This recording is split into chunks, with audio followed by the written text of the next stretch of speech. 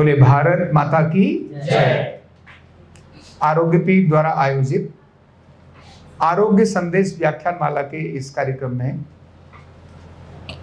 मंच पर विराजमान आज के अपने मुख्य वक्ता आदरणीय श्री संदीप अग्रवाल जी, हमारे परम मित्र आदरणीय श्री अनिल अरोड़ा जी, हमारे मार्गदर्शक संरक्षक आदरणीय श्री गोविंद राम जी अग्रवाल, साथ में पधारे आरोग्य भारती के और अन्य अपने महानुभाव एवं प्यारे सभी साथियों। आरोग्य संदेश व्याख्यान माला 2014 से प्रारंभ हुई और वो कंटिन्यू कोविड आने तक प्रत्यक्ष रूप से रही। जब कोविड आया तो वो ऑनलाइन के रूप में हो गई और अभी पिछले 3 बार से हमने इसको फिर से प्रत्यक्ष रूप में करने का क्रम निश्चित किया है। और जैसा इसका अपना उद्देश्य है, क्योंकि आरोग्य पीठ का अपना ही उद्देश्य है कि लोग स्वस्थ रहें, पहली आवश्यकता है लोग स्वस्थ रहें, स्वास्थ्य के प्रति जागरूक रहें, जो जहां है वो निरोगी रहे। निरोगी रहना ही अपना जन्मसिद्ध अधिकार है। तो लोग रोग के प्रति जाने, रोग के कारण क्या रहते हैं उनको जाने, उसका घर में ही क्या सरल समाधान हो सकता है उसको भी जाने, तो स्वस्थ रहने के तरीके जाने, रोग के कारण, रोग आ रहे हैं तो उसके कारणों को जाने और घर में ही अपना समाधान कर पाए, यानी स्वास्थ्य के प्रति जागरूकता उसको फैलाना, ये इसका एक उद्देश्य रहा है। दूसरा, भारतीय पारंपरिक चिकित्साएं जितनी भी हैं उन सबको भी लोग जाने। वो भारतीय पारंपरिक चिकित्साएं जिसके अंदर आयुर्वेद भी है, न्यूरोथेरेपी है, नेचुरोपैथी है और अनेक चिकित्साएं, इनके प्रति भी लोग जाने। कैसे ये कम समय में, कम खर्चे में प्रभावी रूप से लोगों को आरोग्य दे सकती हैं, कैसे लोगों की आजीविका का कारण बन सकती हैं, इसके प्रति लोगों को जागरूक करने का काम भी यह व्याख्यानमाला का ही एक अंग है। अपने इस क्रम में जो भी वक्ता आते हैं वो वक्ता कभी भी केवल बौद्धिक ज्ञान रखने वाले लोग नहीं रहते। आरोग्य पीठ ने निश्चय किया कि जो इस मंच पर आकर अपना उद्बोधन दें, जो मार्गदर्शन करें, वो उसमें जीने वाले होने चाहिए, केवल पुस्तकीय ज्ञान के पर आधारित नहीं होने चाहिए। जब कोई व्यक्ति स्वयं होकर जीता है तो वो कम शब्द भी बताए तो भी सामने वाले पर उसका प्रभाव बहुत अच्छा पड़ता है। अगर वो स्वयं जीता नहीं, सामने वाले को कितना भी भाषण दे दे, बहुत अधिक प्रभाव पड़ता नहीं। न अच्छा बोल भी पाए फिर भी सामने वाले पर प्रभाव पड़ जाता है अगर उस विज्ञान को वो जीता है तो ऐसी कड़ी, ऐसी परंपरा हमारी दैनिक चल रही है, जो अपने सारे सोशल मीडिया प्लेटफॉर्म पर भी रहती है और प्रत्यक्ष यहाँ पर रहती ही है। आज का जो विषय है वो बहुत महत्वपूर्ण है और आज के जो वक्ता हैं वो भी एक बहुत महत्व का विषय रखने वाले हैं। इम्यूनिटी और उसके अंदर होम्योपैथ की अपनी भूमिका, कैसे कारण लक्षण को जाने, इम्यूनिटी क्या है, तो संक्षिप्त में उसकी जानकारी। लेकिन क्यों होम्योपैथ को, मुझे लगा कि इस विषय को रखना चाहिए।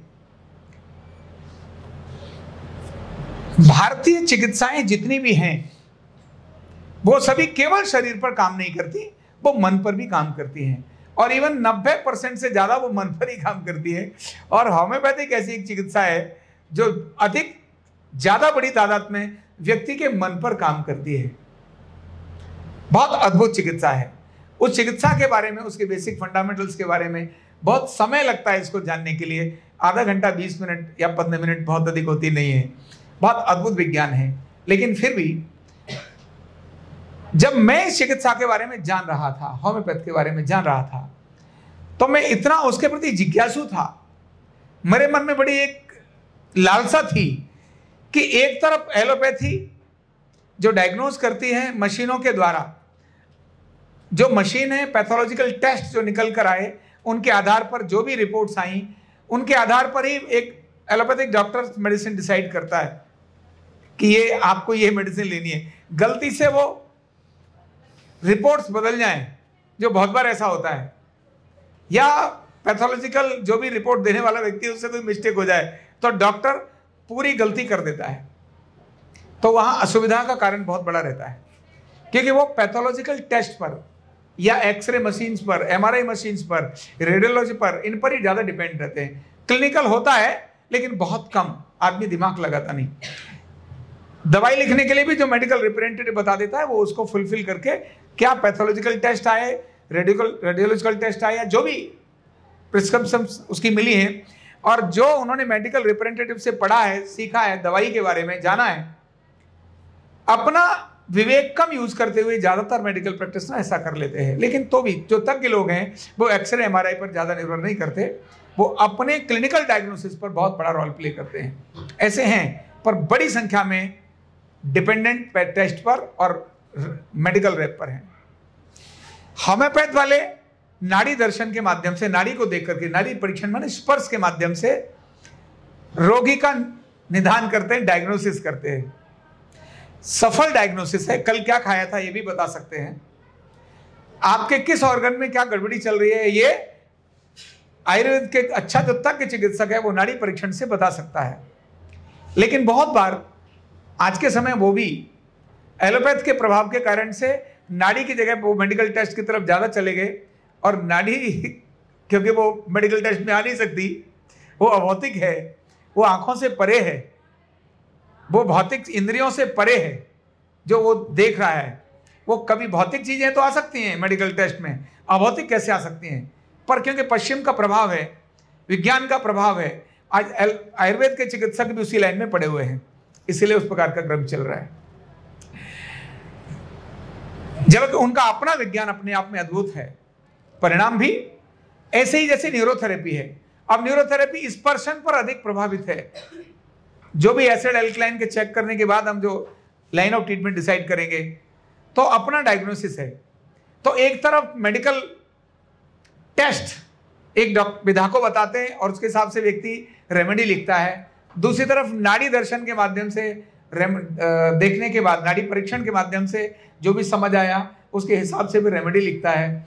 न्यूरोथेरेपी स्पर्शन के माध्यम से जो समझ आया उसके हिसाब से रेमेडी लिखते हैं। होम्योपैथ तो सुनती ही है। तो मेरे मन में जिज्ञासा था कि भी दर्शन हो सकता है, स्पर्शन है नहीं, वहां तो प्रश्न करने के बाद ही व्यक्ति ने क्या बोला, बोलने के कारण से वो लिखते हैं। यानी मन में कौन सा विचार चल रहा है, अद्भुत है ये बात। क्या विचार चल रहा है, उससे क्या रोग उत्पन्न होगा, इम्यूनिटी पर क्या इफेक्ट आएगा, ऐसी अनेक सारी चीजें मेरे मन में चलती थी। तो मेरे को था कि एक होम्योपैथ के तज्ञ कोई चिकित्सक आए और इसके बारे में कुछ जानकारी अपने साथियों को दें। कम समय होता है लेकिन तो भी अपने समय में उसको वो प्रतिपादित करेंगे, हमको कुछ ज्ञान मिलेगा, दर्शन को यानी डायग्नोसिस को लेकर कुछ ज्ञान मिलेगा, विज्ञान के बारे में कुछ जानकारी अपने को मिलेगी। हम अपने दैनिक जीवन में उससे अपने क्लिनिकल डायग्नोसिस में भी कुछ दो चीजें जोड़ सकेंगे, उसके कारण से हम अपने घर परिवार के अंदर भी कुछ चीजों को जोड़ सकेंगे। तो दोनों प्रकार से हमारे प्रोफेशनल में भी और हमारे फैमिली यानी पर्सनल लाइफ में भी इसका अच्छा उपयोग आ सकेगा। यह सोच करके आज का विषय होम्योपैथ मेरे मन में आया और हमने चर्चा करने के बाद उस विषय को रखा। आज एक्चुअल में अपने आदरणीय अनिल जी, डॉक्टर अनिल जी ने विषय को रखना था, पर क्योंकि वो थोड़ा सा स्वास्थ्य और थोड़ा व्यस्तता के कारण से उन्होंने कहा मेरे से भी और तज्ञ हैं जिनको मैं आपके सामने लेकर आता हूं, और डॉक्टर साहब से यहाँ पर वो अपने साथ लेकर आए और वही आज हमारा सबका मार्गदर्शन भी करेंगे। तो आरोग्य पीठ जी बजा दीजिए ताली। तो आरोग्य पीठ आज के इस क्रम के साथ एक बात और बताकर मैं अपने उद्बोधन को यही समाप्त करूंगा। बहुत न्यूरोथेरेपी को लेकर बहुत अद्भुत स्टेप्स अभी और आरोग्य पीठ ने उठाए हैं, और बहुत खुशी की बात यह है कि आरोग्य पीठ ने न्यूरोथेरेपी को विश्वविद्यालय के अंतर्गत भी एक मान्यता दिला दी है। अब न्यूरोथेरेपी में भी 10वीं के बाद विश्वविद्यालय से 10वीं पास होने वाले लोग भी अपने आगे की पढ़ाई कर सकेंगे, फ्यूचर को ढूंढ सकेंगे, और उसमें है 5 कोर्स उसमें भी डिजाइन किए हैं। विश्वविद्यालय ने सहमत अपना करिकुलम क्लियर किया है। उनमें एक है सर्टिफिकेट कोर्स जो 1 साल का है, 1 ईयर का सर्टिफिकेट कोर्स। दूसरा है 2 साल का डिप्लोमा, 2 साल का डिप्लोमा, ये 12वीं के बाद होगा। सर्टिफिकेट कोर्स 10वीं के बाद भी हो सकता है, 2 साल का डिप्लोमा ये 12वीं करने वाला व्यक्ति करेगा। फिर है ग्रेजुएशन यानी डिग्री कोर्स, 3 साल का डिग्री कोर्स, तो बीएससी न्यूरोथेरेपी, ऐसा कोर्स भी फाइनल हो गया।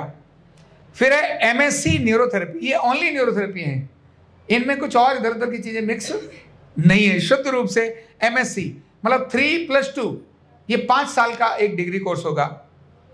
और 5वां है पीजी डिप्लोमा, पोस्ट ग्रेजुएशन करने के बाद भी एडवांस कोर्स स्टडी करने के लिए PG diploma in wellness neurotherapy, ऐसे कोर्स को आरोग्य पीठ ने अपनी मान्यता दे दी है। बहुत जल्दी ही इसका पूरा पाठ्यक्रम हम सबके सामने आने वाला है, रेडी हो गया है सारी चीज़ें, प्रोस्पेक्टस भी रेडी हो गया है। अब एक और बड़े मंच को सोचकर उस पर इसको अनाउंस करेंगे, ऐसे ही हम लोगों ने सोचा है। और एडमिशन तो शुरू हो गए हैं, आज 2 एडमिशन उसमें विधिवत रूप से हो गए हैं। कितने? 2 एडमिशन आज उसके विधिवत रूप से हो गए हैं। तो इसीलिए आप सभी को हृदय से बहुत बहुत शुभकामनाएं और बहुत बहुत बधाई। ऐसी अच्छी खुशखबरी के साथ अब और इंतजार नहीं करते, मैं अपने शब्दों को यहीं विराम देता हूँ। हृदय से धन्यवाद। न्यूरोथेरेपी का कंप्लीट कोर्स सीखने के लिए जुड़िए हमारे ऑनलाइन ट्रेनिंग प्रोग्राम से और जानिए करीब 100 बीमारियों का इलाज बिना दवा और बिना मशीन के। इस न्यूरोथेरेपी ऑनलाइन ट्रेनिंग प्रोग्राम से आप घर बैठे बन सकते हैं गवर्नमेंट सर्टिफाइड न्यूरोथेरेपिस्ट। रजिस्ट्रेशन के लिए नीचे दिए गए नंबर पर अभी कॉल करें। और हाँ, हमारे वीडियो को लाइक करना, शेयर करना और चैनल को सब्सक्राइब करना बिल्कुल भी ना भूलें। धन्यवाद।